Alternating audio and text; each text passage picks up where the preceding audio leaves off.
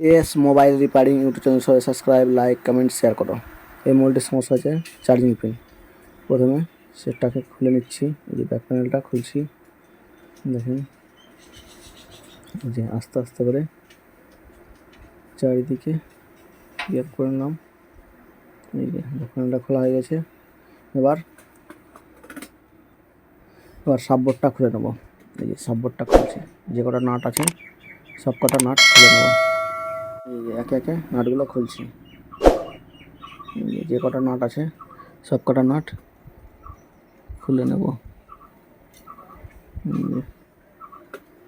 Time লাগছে।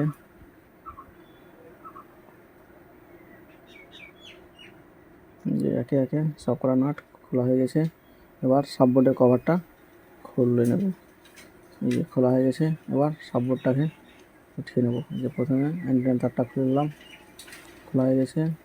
এবার কানেক্টরটা খুলে নেব। কানেক্টর, এই যে পাতার কানেক্টরটা খুলছি, এই যে খোলা হয়ে গেছে পাতার কানেক্টর। এবার সাববোর্ডটাকে উঠিয়ে নেব।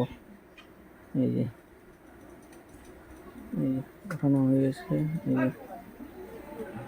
এই যে ওঠাচ্ছি,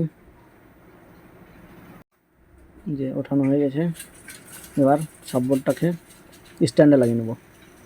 এই যে স্ট্যান্ড, এই যে লাগাচ্ছি, স্ট্যান্ডে ঠিকঠাক করে লাগিয়ে নেব। লাগানো হয়েছে। এবার খারাপ পিনটাকে তুলে নেব। এই যে তুলছি খারাপ পিনটা, এই যে তোলা হয়ে গেছে। এই যে নিচে পড়ে গেছে, এই যে এটা খারাপ পিন। এবার একটা নতুন পিন লাগিয়ে নেব।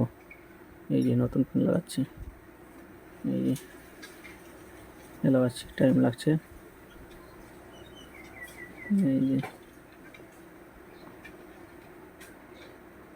হিট দিচ্ছি চারিদিকে, যে বসে গেছে পিনটা,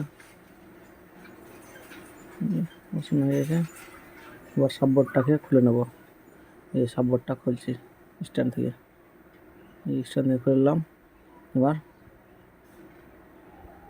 বডিতে বসিয়ে নেব। এই যে সাববোর্ডটাকে বোর্ডে বসাচ্ছি। এই যে কানেক্টর লাগিয়ে নিলাম, অ্যান্টেনা কানেক্টর লাগিয়ে নেব। লাগানো হয়ে গেছে। এবার সাববোর্ডের কভারটা লাগিয়ে নেব। এই যে লাগাচ্ছি, দেখুন এই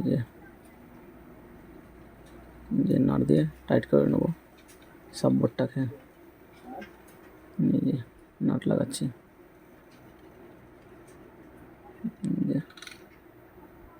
একে একে সব কটা নাট লাগিয়ে নেব।